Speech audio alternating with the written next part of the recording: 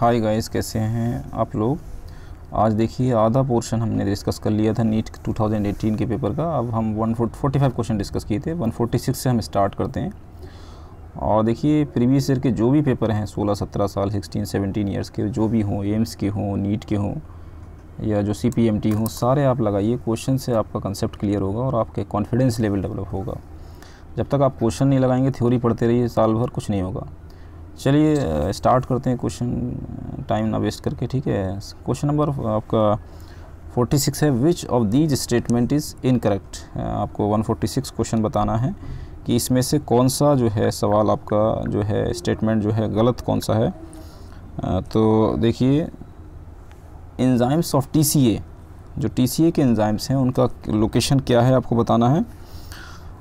Enzymes of TCA are present in the mitochondrial matrix. TCA के enzymes क्या mitochondrial matrix में मौजूद होते हैं। तो ये आप बिल्कुल सही जवाब है, याद रखिएगा कि ये जो माइटोकॉन्ड्रियल मैट्रिक्स है उसमें TCA के एंजाइम्स होते हैं, याद रखिएगा, ये बिल्कुल सही है। ग्लाइकोलाइसिस अकर इन साइटोसोल, बिल्कुल सही जवाब है। और glycolysis operate as long as it supplied with NAD that pick up hydrogen atom, ये बात बिल्कुल सही है। Oxidative phosphorylations take place in outer mitochondrial membrane, ये बिल्कुल गलत है, याद रखिए, क्योंकि oxidative phosphorylation is the synthesis of energy rich ATP molecule with the help of energy liberating during oxidation of reduce coenzymes. जो भी NADH हैं, FADH2 होते हैं, जो रेस्पिरेशन के वक्त पैदा होते हैं, उनका इस्तेमाल होता है। It is located in F1 और head piece F0 elementary particle present in the inner mitochondrial membrane. ये माइटोकॉन्ड्रिया की अंदर वाली मेम्ब्रेन में ऑक्सीडेटिव फॉस्फोराइलेशन होता है। तो इसका ये गलत है, याद रखिएगा, क्योंकि यहाँ पे आउटर है, इनर होना चाहिए। तो all statement are correct but D is incorrect. तो D is the most appropriate. चलिए 147 की तरफ बढ़ते हैं। 147 मैनी राइबोसोम्स कहा जा रहा है कि many ribosomes are associated with a single mRNA to form multiple copies of polypeptides simultaneously. Such string of ribosomes are termed as, इस टाइप के राइबोसोम्स को क्या कहा जाता है। तो याद रखिएगा इस टाइप के जो राइबोसोम्स होते हैं वो कहलाते हैं आपके polysomes. These are called polysomes. A is correct. अब ये पोलिसोम्स होता क्या, याद रखिएगा, तो polysomes the association of many ribosomes with single mRNA lead to the formation of polyribosomes. Polysome कहा गया क्योंकि पोलीराइबोसोम है, बहुत सारे राइबोसोम अटैच हो जाते हैं, ठीक है, एक सिंगल mRNA से। ये किस वक्त होता है? It occur during the translation process of protein synthesis, जब प्रोटीन्स बन रही होती हैं तब ऐसा होता है। ए इज़ करेक्ट। चलिए आगे तरफ बढ़ते हैं। सिलेक्ट द इनकरेक्ट मैच, आपको गलत मैच बताना है कि गलत कौन सा है इसमें। तो अगर आप देखें तो लेम्ब्रस क्रोमोसोम डिप्लोटीन बाइवेलेंट पे होता है, बिल्कुल सही जवाब है। एलोसोम सेक्स क्रोमोसोम होता है, ये भी ठीक है। और सब मेटासेंट्रिक जो होता है किस टाइप का होता है? सब मेटासेंट्रिक L शेप क्रोमोसोम होता है, ये भी बिल्कुल सही है, याद रखिएगा। और पोलिटीन क्रोमोसोम होता है वो oocyte ऑफ एम्फीबियंस होता है, ये याद रखिएगा गलत है। तो ये इनकरेक्ट मैच है, D ऑप्शन इज़ करेक्ट। अब आप सोच रहे होंगे कि आखिर इसका ये D क्यों सही है। तो याद रखिएगा D सही होने का रीज़न ये है कि polytene chromosomes are giant chromosome, सबसे बड़े क्रोमोसोम्स हैं, found by somatic pairing between homologous chromosomes and repeated replication endomitosis of their chromonemata. They are quite common in salivary gland of insect, ये इंसेक्ट में होता है ना कि एम्फीबियंस में होता है। And are therefore popularly known as salivary chromosomes. Polytene chromosomes are found in the insect not in the amphibians. तो D इज़ इनकरेक्ट मैच। थोड़ी आपको नॉलेज इसमें ज़्यादा गहराई वाली होनी चाहिए, सिर्फ NCERT सीरीज़ से NCERT की नॉलेज के अलावा भी थोड़ी आपको एक्स्ट्रा नॉलेज होनी चाहिए जो आप कुछ क्वेश्चंस को लगा सकें। Nissl bodies are mainly composed of, जो निज़ल्स बॉडीज़ होती हैं वो किस चीज़ से, उनका कंपोजिशन किसका होता है? तो याद रखिएगा उनका जो कंपोजिशन है वो फ्री राइबोसोम्स और RER का होता है। D is correct. उसमें फ्री राइबोसोम बहुत सारे होते हैं और RER rough endoplasmic reticulum. Question number 150 आपको बताना, विच of the following terms describe human dentition. इंसानों का दांतों के से रिलेटेड डेंटिशन बताना आपको क्या है। तो याद रखिएगा थ्यूकोडोंट हैं वो, तो थ्यूकोडोंट हैं और डायफायोडोंट भी हैं और हेट्रोडोंट हैं। तो उस हिसाब से क्या हो जाएगा? B। हेट्रोडोंट में डिफरेंट टीथ, 4 डिफरेंट टाइप्स के टीथ होते हैं। डायफायोडोंट मतलब 2 बार रिप्लेसमेंट होते हैं। थ्यूकोडोंट मतलब सॉकेट में फिट होते हैं। चलिए आगे की तरफ बढ़ते हैं। क्वेश्चन नंबर 151 मैच करना है आपको इसमें। 151 का क्या होगा? तो देखिए 151 में जिस तरीके से सबसे पहले ग्लाइकोसूरिया इसमें मैच करते हैं, तो मैचिंग में जो ग्लाइकोसूरिया है, याद रखिए, थोड़ा नीचे कर लेते हैं, क्वेश्चन भी आपको ऐसे क्वेश्चन में कोई ज़्यादा बड़ा नहीं है। और ग्लाइकोसूरिया में there is a presence of, sorry थोड़ा सा, presence of urine in the, तो इसका हो जाएगा आपका 4th। ग्लाइकोसूरिया में क्या है, presence of glucose in the urine. और ग्लोमरुलस नेफ्राइटिस जो आपका गाउट जो होगा, गाउट में क्या होगा, तो ये आपका mass of crystallize salt with the kidney and, तो ग्लोमरुलस नेफ्राइटिस में आपका, इसमें देखिए आप मैचिंग से आप जल्दी अच्छा पहचान लेंगे आप। तो ये ग्लाइकोसूरिया हो गया आपका, और इसका आपका फर्स्ट कहलाएगा एक्युमुलेशन ऑफ यूरिक एसिड, ये यूरिक एसिड का एक्युमुलेशन होगा, और ये इसका आपका ये हो जाएगा, ठीक है। इसका जो एप्रोप्रिएट आंसर है वो आपका उस हिसाब से डी हो जाएगा। और ये मास रेनल कैलिकुली में क्या होता है, क्रिस्टलाइज का मास हो जाता है, और गाउट में इन्फ्लेमेशन ऑफ द, सॉरी ये तो इसका ये रॉन्ग हो जाएगा, क्योंकि ग्लोमरुलस नेफ्राइटिस जो होगा आपका वो आपका 3rd कहलाएगा, इन्फ्लेमेशन ऑफ ग्लोमरुलाई, ये 3rd है। और गाउट में क्या होगा, accumulation of uric acid in the joint, glycosuria का आपका ये हो गया।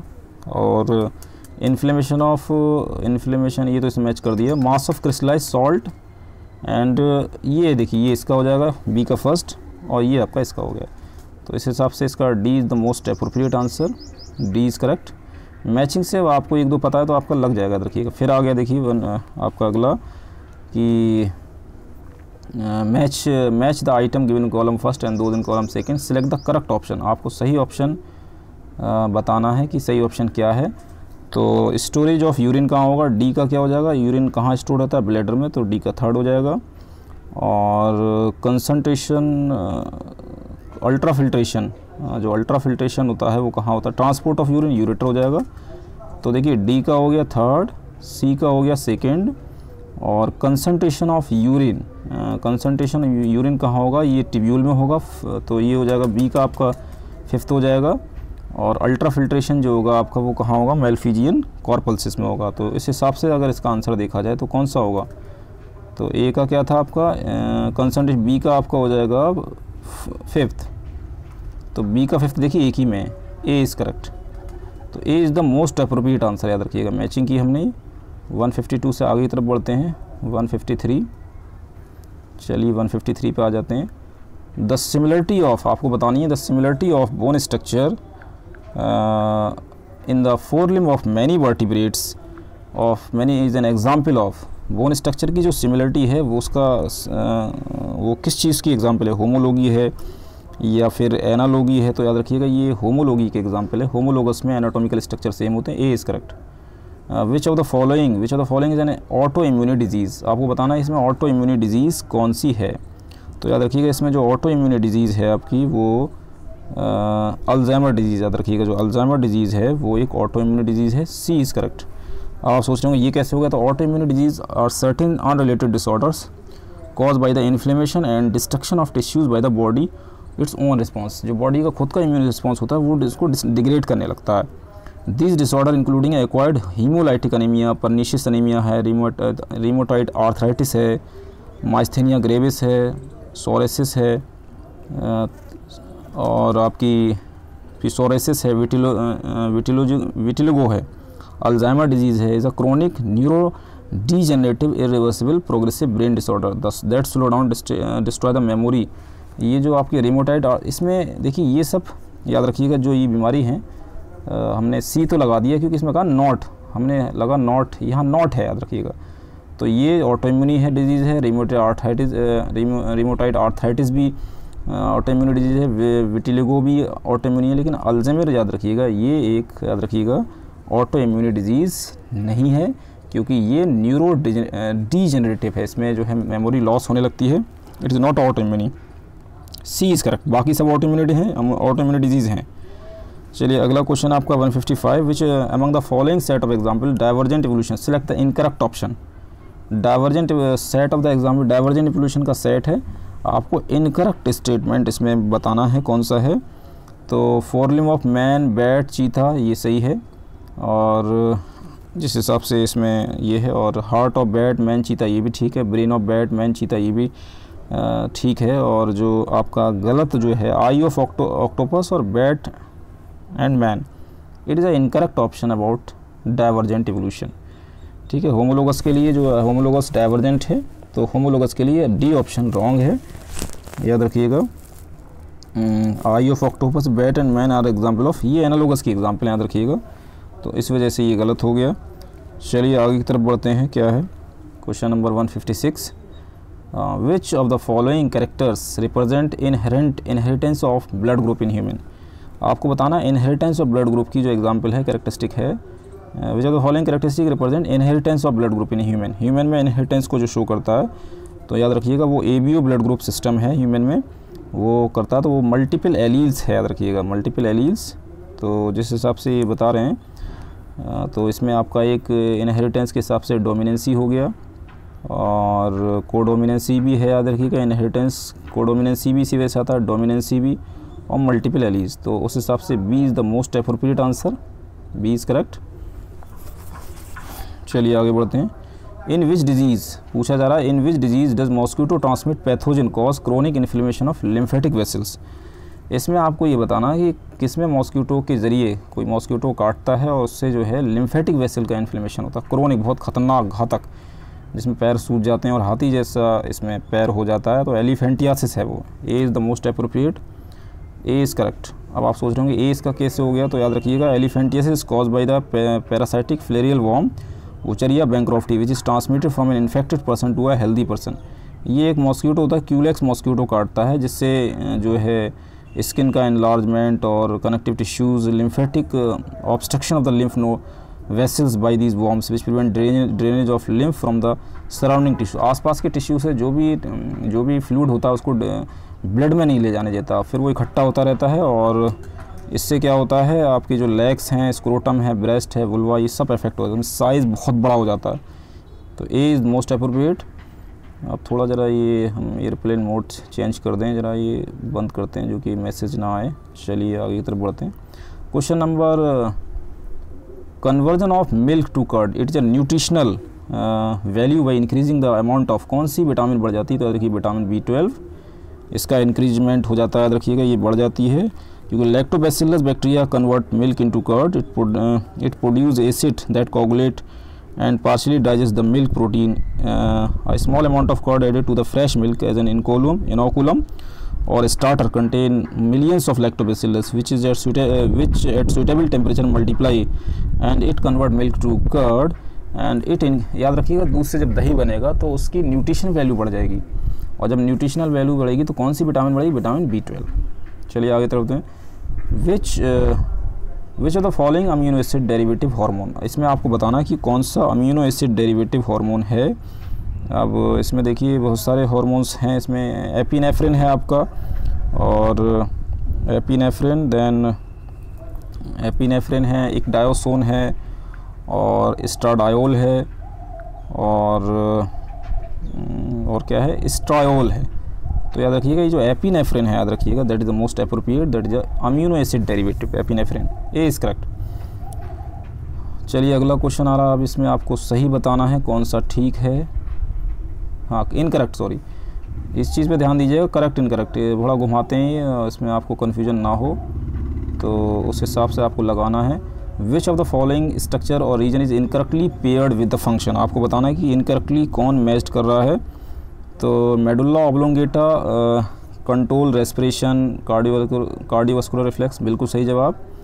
लिम्बिक सिस्टम पे क्वेश्चन देखिए आया है, ये limbic system consist of fibre track that interact different region of brain control the movement, ये बिल्कुल गलत है, याद रखिएगा लिम्बिक सिस्टम इमोशन को कंट्रोल करता है, लिम्बिक सिस्टम अलग ही काम है उसका, याद रखिएगा ये काम उसका नहीं है। इमोशनल बिहेवियर, इमोशन है, बिहेवियर है, जॉय, सौरो, दुख है, दर्द है, फाइट है, फ्रेंडली नेचर है, उसको कंट्रोल करता है।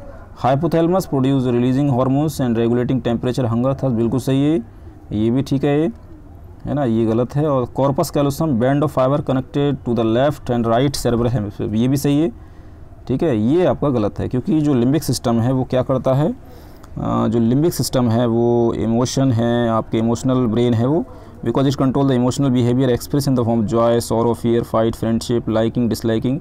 हैबिट है, सेक्सुअल बिहेवियर है, सर्वाइवल के लिए वो लिम्बिक सिस्टम एक अलग ही पार्ट है, फोर ब्रेन में ही आता है। देखिए तो 160 का बी इनकरेक्ट ऑप्शन है। 161 पे आते हैं, विच ऑफ द फॉलोइंग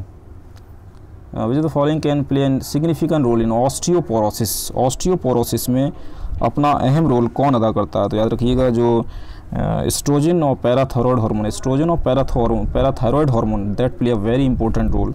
अब आप सोच रहे होंगे कि एस्ट्रोजन और पैराथायरॉयड ही क्यों है इसका आंसर, तो याद रखिएगा estrogen play central role in control of bone strength, क्योंकि हड्डी को मजबूत करना कोई भी हेल्दी इंडिविजुअल होता है उसमें जो बोन का मास होता है वो उसकी जो बैलेंस एक्टिविटी है वो ऑस्टियोब्लास्ट सेल होते हैं। हड्डी के अंदर एक सेल होते हैं ऑस्टियोब्लास्ट, ठीक है। अब वो बोन को ऑस्टियोक्लास्ट सेल्स को बोन्स रिजॉर्बिंग एक सेल और होते हैं ऑस्टियोक्लास्ट, एक वो भी सेल्स हैं, तो वो बोन को रिजॉर्ब कराते हैं। वो ये दोनों सेल्स जो होते हैं वो एस्ट्रोजन को रिस्पॉन्ड देते हैं। जो ऑस्टियोक्लास्ट और ऑस्टियोब्लास्ट सेल हैं वो एस्ट्रोजन को रिस्पॉन्स देते हैं और इससे याद रखिएगा क्या नहीं होता, estrogen promote the activity of the osteoclast and induce osteoclast apoptosis. After menopause the level of this hormone decline, ठीक है। जब फीमेल में मीनोपॉज हो जाएगा तो एस्ट्रोजन का लेवल घट जाता है, ये आपको याद रखना है। पैराथो हार्मोन जो है पैराथायरॉयड्स ग्लैंड से निकलता है जो कैल्शियम मोबिलाइजेशन ब्लड से बोन से ब्लड में लेके आता है, तो ब्लड में बढ़ जाएगा लेवल। ज़्यादा बढ़ने से क्या होता है, हड्डियाँ कमज़ोर हो जाती हैं, बोन का डीमिनरलाइजेशन होता है। अगर ज़्यादा आ गया ब्लड बोन से ब्लड में तो भी घातक है। तो C is the most appropriate. Pregnancy के वक्त की बात हो रही है। 161 के बाद आपको आना है 162 पे।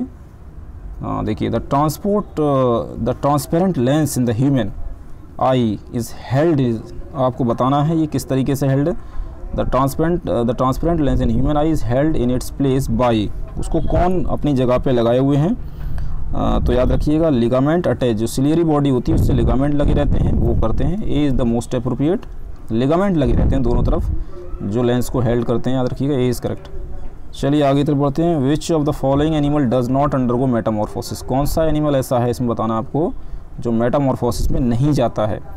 तो अगर आप देखें इसमें जो मेटामॉर्फोसिस में नहीं जाता वो आपका अर्थवॉर्म है, क्योंकि उसकी बॉडी सेगमेंटेड है, याद रखिएगा। Metamorphosis is the process of, आप जानते हैं, transformation of larva into adult. ये फीचर्स जो देखने को आपको मिलेगा, इनडायरेक्ट डेवलपमेंट, अर्थवॉर्म है, ट्यूनिकेट्स है, मॉथ है और स्टारफिश है। इसमें डायरेक्ट भी होता है, तो इसमें जो अर्थवॉर्म है उसमें आपको मेटामॉर्फोसिस दिखाई नहीं देगी। ट्यूनिकेट में दिखेगी, स्टारफिश में, मौसम में दिखेगी, इंसेक्ट में तो बहुत कॉमन है। चलिए आगे बढ़ते हैं। Identify the vertebrate group of animal characterised by the crop and gizzard in its digestive system में जिसके क्रॉप और गिजार्ड होता है वो कौन से एनिमल्स होते हैं आपको बताना है इसमें। तो याद रखिएगा वो परिंदे होते हैं, एप्स, बर्ड्स, उनके क्रॉप गिजार्ड होता है, याद रखिएगा। और अगर आप देखें कि वो alimentary canals of birds have additional chamber the crop and gizzard, crop store and soft the food, gizzard उसे क्रशिंग मदद करता है, ठीक है। क्रॉप स्टोर करता है खाना, गिजार्ड क्रशिंग कराता है, तो वो परिंदों में होता है क्योंकि उनके दांत नहीं होते। सी इज़ करेक्ट, टीथ नहीं होते, बीक होती है। Which of the following organism are known as a chief producer in the oceans, है ना। Chief producer in the oceans आपको बताना है कौन है, तो याद रखिएगा वो डायटम्स होते हैं। Diatoms is the chief producers in the oceans. अब इसमें आपको थोड़ा एक्सप्लेनेशन बहुत ज़रूरी है। Diatoms are the most common form of phytoplankton in the ocean. They have the pigment chlorophyll which help in photosynthesis. अब वो क्लोरोफिल होता है, खाना बना लेते हैं। They are the primary producer of the aquatic food chain and the marine ecosystem depend on them. तो ये chief producer in the ocean होगा, चीफ, है ना, ये क्योंकि ये एल्गी क्लोरोफिल है इनके पास, तो खाना बनाएंगे, खाने का बहुत बड़ा ज़खीरा फाइटोप्लैंक्टन है। आगे बढ़ते हैं। Which of the following is not अ होम्योथर्म, आपको बताना है इसमें होम्योथर्म कौन सा नहीं है। तो जिस हिसाब से ये बात करें कि होम्योथर्म्स वो एनिमल्स होते हैं जो अपने बॉडी टेम्परेचर को मेंटेन कर लेते हैं। सराउंडिंग का टेम्परेचर क्या है, irrespective of the surrounding temperature by metabolic activity. तो ऐसा कौन करते हैं, तो याद रखिएगा बर्ड्स और मैमल करते हैं ऐसा, है ना। Turtle to class Reptilia is a poikilotherms, turtle, ठीक है। The most appropriate answer is B, Chelone, ठीक है, इसमें चीलोन आएगा। चीलोन जो है आपका याद रखिएगा वो होम्योथर्म्स है। बाकी मैक्रोपस है, कैमिलस है, सिट्टाकूला है, ये अपने ये याद रखिएगा वो होम्योथर्म्स हैं। ये चीलोन होम्योथर्म्स नहीं है, ठीक है। चीलोन इज़ नॉट अ होम्योथॉर्म्स, क्योंकि it is belong to class reptilia, और वो चीलोन जो है अगर रेप्टिलिया क्लास तो वो पोइक्लोथॉर्म्स हैं। B is correct. चलिए question number 167, ciliates differ from all the protozoans. जो सीलिएट्स होते हैं वो दूसरे प्रोटोजोन से अलग कैसे हैं, आपको इसमें बताना है। तो ciliate differ from the other protozoans to having the two types of nucleus, एक मैक्रो न्यूक्लियस और माइक्रो न्यूक्लियस, है ना, दो टाइप के न्यूक्लिया में डिफरेंस होते हैं। D is the most appropriate. चलिए आगे बढ़ते हैं। Which of the following features is use to identify male cockroach from female. आप फीमेल कॉकरोच और मेल कॉकरोच में डिफरेंस कैसे करेंगे, आप क्या चीज़ देखेंगे, आप क्या डिफरेंस से पता लगाएंगे। तो मेल कॉकरोच के पास याद रखिएगा short thread like anal caudal style होता है, एनल स्टाइल और कॉर्डल स्टाइल प्रेजेंट होती है। और अगर हम फीमेल की बात करें, they project backward from the site of the 9th abdominal segment in the male cockroach. ठीक है, तो ये कॉर्डल स्टाइल से आप पता लगा लेंगे। B is the most appropriate. इस कॉर्डल स्टाइल फीमेल और मेल में ये सबसे बड़ा डिफरेंस है, एनल स्टाइल कॉर्डल स्टाइल का। फीमेल में ये चीज़ एब्सेंट होती है, याद रखिएगा। आगे की तरफ बढ़ते हैं। 169, विच ऑफ द क्वेश्चन ढक गया। हाँ, which of the following correctly represent the lung condition in asthma and emphysema. Asthma में इसमें काफ़ी सांस लेने में परेशानी होती है, एम्फाइज़मा में एल्वुलाई काफ़ी फैल जाती हैं। इसके हिसाब से इसके मतलब लंग कंडीशन अस्थमा और एम्फाइज़मा के हिसाब से कौन सा बिल्कुल मोस्ट अप्रोप्रिएट है आपको बताना है। तो याद रखिएगा इन्फ्लेमेशन ऑफ द ब्रोंक्यूल्स, है ना, ये किस में होता है, अस्थमा में। डिक्रीज रेस्पिरेटरी सरफेस, ये एम्फाइज़मा। तो A is the most appropriate, A is correct. चलिए 170 पे आते हैं। ये आपको बताना है कि मैच करना आपको। Match the item given column first and column second, column first and column second, select the correct option. आपको सही ऑप्शन इसमें बताना है। तो अगर सही ऑप्शन की बात करें तो इसमें देखिए ट्राइकस्पिड वाल्व हैं between left atrium and left ventricle. क्या वो लेफ्ट वेंट्रिकल और लेफ्ट एट्रियम के बीच में होती हैं। अब देखिए ऑप्शन इसके आपको क्वेश्चन देखना पड़ेगा 170 के बाद। हाँ देखिए इसके ऑप्शन ऊपर की तरफ हैं, तो अगर आप ऑप्शन पहले मिला लीजिए, मैच कर लेते हैं, उसके बाद ऊपर चलेंगे। तो अगर आप देखें ट्राइकस्पिड वाल्व, जो ट्राइकस्पिड वाल्व होती हैं याद रखिएगा, दैट इज़ लोकेटेड बिटवीन, इसमें जो आपका लोकेशन इसकी आपको बतानी है कहाँ लोकेटेड हैं। तो बाइकस्पिड सेमी लूनर वाल्व, देखिए पहले सी देखिए, सेमी लूनर वाल्व जो होती हैं वो लेफ्ट एट्रियम लेफ्ट वेंट्रिकल, ये आपकी बाइकस्पिड की लोकेशन हो गई। ट्राइकस्पिड की लोकेशन ये हो जाएगी, और सेमी लूनर वाल्व की between right ventricle and pulmonary artery. C का सेकंड हो जाएगा, सी का सेकंड, ए का थर्ड, सी का सेकंड, ए का थर्ड। तो उस हिसाब से क्या हो जाएगा इसका, ए is the most appropriate, A correct है इसका। चलिए अगली मैचिंग फिर आ गई। देखिए फिर आपको मैचिंग करनी है और मैच करना है, बताना है कि आखिर इसका क्या सही होगा। टाइडल वॉल्यूम किसका कितना रहता है। तो टाइडल वॉल्यूम की जो वैल्यू होती है याद रखिएगा,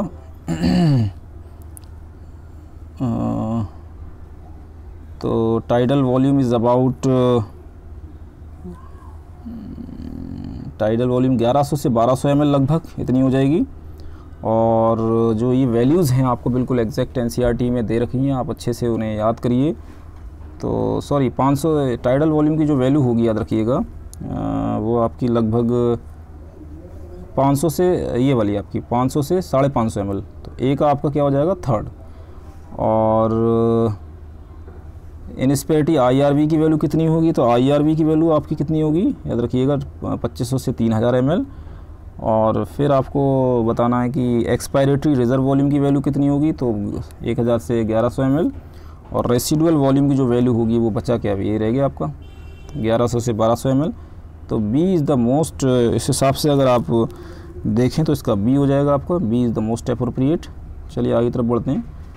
अब देखिए जेनेटिक्स का क्वेश्चन आ चुका है। विच, ये सीक्वेंस आपको दे रखा है कि AGG, है ना, ये सीक्वेंस है AGG TATCG CAT cat is a sequence from the coding strand of a gene. ये जीन का कोडिंग, जीन में is a sequence from the coding strand of a gene, what will be the corresponding sequence of the transcribed mRNA। तो ये sequence mRNA में कौन सा होगा। तो coding strand and mRNA have same nucleotide sequence except T, thymine replace by U, uracil in mRNA। तो एक जगह पे रिप्लेसमेंट होगा, तो उस हिसाब से इसका जो सही आंसर होगा, बाकी पूरा सेम रहेगा। तो ए की जगह ए रहेगा, थायमिन की जगह यूरेसिल हो जाएगा। याद रखिए जहाँ जहाँ टी है वहाँ यूरेसिल हो जाएगा, बस वही आपको चेंज करना है।